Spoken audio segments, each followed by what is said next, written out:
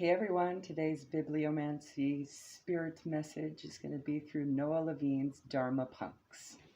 I'll go ahead and roll the dice and see what page Spirit wants us to read, whichever message is there. Spirit, what guidance do you have for the general collective at this time? For whom it will resonate for it, whenever the time is divine, please and thank you. All right, ooh, nice. We got a master number. We have 7 and 7. So 7's maybe important to you, significant in some way, a birthday, an anniversary, just feeling connected, could be good luck. And look at that, you can also see 1111 upside down. That might have significance as well. All right, page 77. Let's see, almost there. All right. Oh, it's the start of a chapter. How long is this one? All right, it's a longer one. We'll read about, I don't know, maybe 2.5 pages, roughly. Okay. Chapter number 9, I Need Your Shelter. One day, out the window of my apartment, I saw a sheriff's car pull into my driveway. I quickly ducked down so he wouldn't see me. Hearing the car door close and the footsteps of the Santa Cruz County Sheriff Deputy coming up to the stairs, I quickly hid in my closet. Side note, I've done that. All right. Another story for another time. My heart was beating loudly in my ears, and I tried to be as still as possible so he wouldn't hear me. I remembered the meditation instruction. Watch your breath and soften your belly. I heard those instructions in my father's voice, but it didn't seem to work. I was fucking terrified. I didn't want to go back to jail. I had come too far for that. But there I was, hiding from the cops in my closet, 2 years sober and still living a life of crime. I could hear the sound of something being slipped under the door and his footsteps going back down the stairs. The sound of the cop car starting and driving away, down to the corner and left towards the freeway. It allowed me to relax a little. But I stayed in the closet, closing my eyes, wanting to be anywhere but here. I was so sick of that shit. That feeling of fear and adrenaline was way too familiar. Sometimes it seemed like it was all I knew. I was leaning back against my laundry basket. The smell of dirty socks filled the small space where I was hiding. The cops were gone, and now I was just trying to hide from myself, but couldn't seem to get away.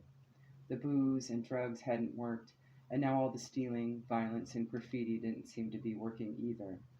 I had been trying my whole life to find something, but I just kept fucking everything up. I was too freaked out to move on, so I resigned myself to just staying put for a while, reflecting on what had brought me back to this familiar place of demoralization. It had been over 2 years since I had a drink or any drugs. On the outside, my life looked pretty good. I owned the motorcycle I had always wanted. I had a cool job at a record store. I was going to school, and I even had a nice apartment that I shared with my big brother. Yet there I was, hiding in my closet from the cops, living in an apartment full of stuff I had bought with credit cards that I had stolen from work.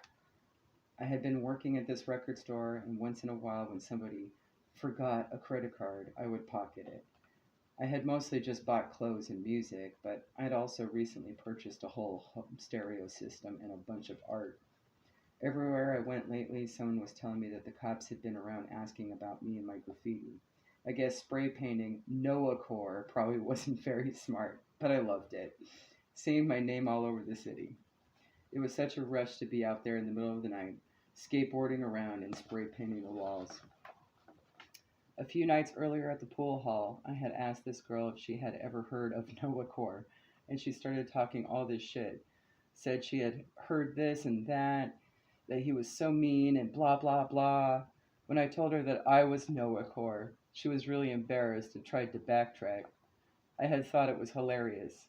I was fucking famous, everyone knew me. Before I left, she gave me her phone number, said that she was sorry and asked me to give her a call sometime. But my life was a mess. I was still living like I was on the streets when I was strung out. Only now I was stealing from my job and starting fights at school instead of drinking down at desolation. Ah, desolation. That's fun. Alright, anyway. All I could think about was that I was going to get sent to jail at 2 years sober for stealing and spray painting. Why can't I get my shit together? I had seen some other guys get sober, and they seemed to have found a better way to live than this. Drew and the guys who helped me get sober at juvenile hall were all doing pretty well. They were always talking about serenity and how happy they were now that they had done the 12 steps. I'd always thought the steps were a bunch of bullshit, God and all that stupid crap. I never wanted any part of the peace and love fantasy. I hated hippies and all that peaceful shit. I'd rather fight and fuck any day. But I really didn't want to feel like that anymore. I didn't get sober to be hiding from the cops in my own fucking house. I woke up to the sound of the front door slamming, and for a minute I didn't know where I was. Then I realized that I was still in my closet, and I remembered the cops. Maybe they had broken down the door. A chill ran down my spine, and I closed my eyes, trying to shut out reality. I heard the refrigerator door open, and my brother's voice from the kitchen. "Hey, cocksucker, you home? There's a letter here from the pigs."